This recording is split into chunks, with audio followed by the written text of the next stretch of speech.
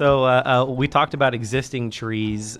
So what would be your advice or concern with newly planted trees in those newer developments or newer neighborhoods?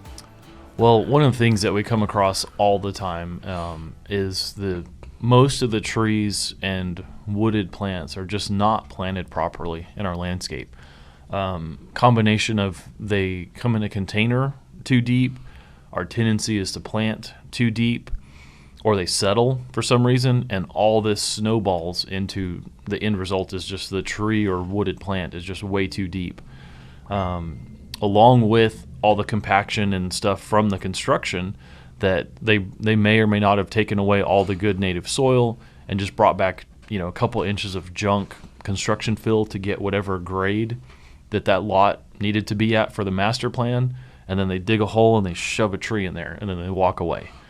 And then they call us and they say, well, why is my nice new oak tree that's supposed to do great in North Texas, why does it look so bad? And we have to go over all these factors, and it's hard because we had no input on the tree selection, the tree planting, the soil prep, or any of that. And we're tasked with, well, make my tree look good and make it grow. What are some of your ideas on where do you start with that when you show up to like a freshly built house and a live oak sitting in the front?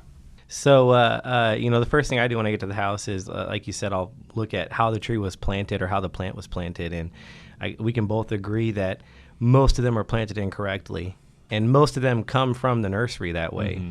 So a lot of times it's just a double wrong planting. And so, the first thing I would do is, how long has the tree been in the ground? Is this even correctable? Because at some point, if the tree's been in the ground for too long and we have a massive amount of girdling roots, which is one of our biggest concerns with a tree being planted too deeply, it may not be at a point where we can correct that. Right. So having us out there as early as possible would be the best advice that I could give for a newly planted tree. I'm sure we all make this kind of analogy, but trees are like children. If we set them up for success, they can be successful. But if they're living in a harsh, bad environment for 5-10 years, it's going to be hard to correct that. And the longer they stay that way, the harder it is going to be for us to do what we need to do to get them on the right track. Absolutely. And, we run into it all the time that, you look at trees for North Texas and you get the, live oak and red oak or some of the standard go-to, but there's a lot of variety in what's a good live oak or a good red oak. And most of the time what the builders get, they get whatever the cheapest tree from wherever they can find it, and they dig the smallest hole and cram it in there and say, here's your live oak.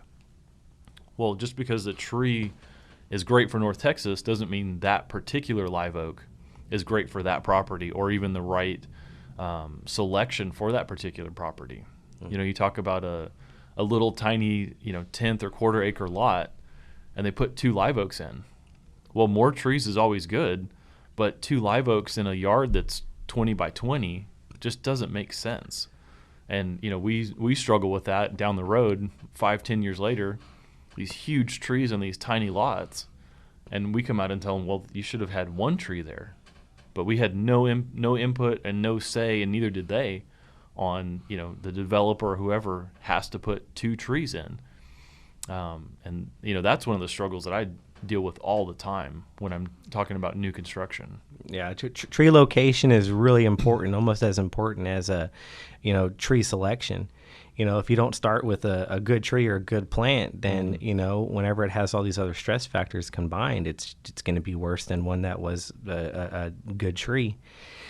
But location is just as important. If you're going to have a tree that's going to be 80 feet tall and 60 feet wide, you need to have space for it because it wants to be that big.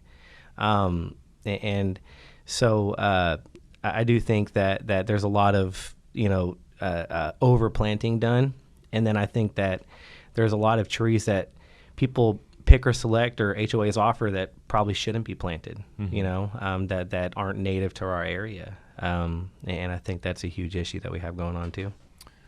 Now, you had mentioned before, starting out with a good tree in the beginning is, better in the long run. What do you look for on a freshly planted tree? So on a freshly planted tree, what I would look for is the first thing would be what's called a root flare. Mm-hmm. And that's what most of us would agree is the most important part of a tree.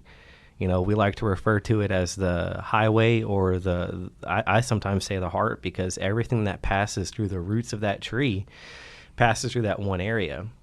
And so it's basically just a transition from the roots of the tree into the trunk of the tree. Mm-hmm. And so whenever we don't see that, we know there's already going to be issues. And so the first thing that happens is bark is not meant to be underground. The root flare still has bark on it. So whenever that bark is exposed to moisture and soil and things like that, it's going to rot, it's going to decay. And then it's going to disrupt the flow of nutrients, water, and things like that to the top of the tree. And then the second thing that happens is the trees are smarter than we think they are, but they don't know that their flare is buried. So the roots will actually start to grow around the tree and strangulate it. And that's what I was referring to earlier when we're talking about the girdling roots. Mm-hmm. They're literally girdling the main transportation point of the tree.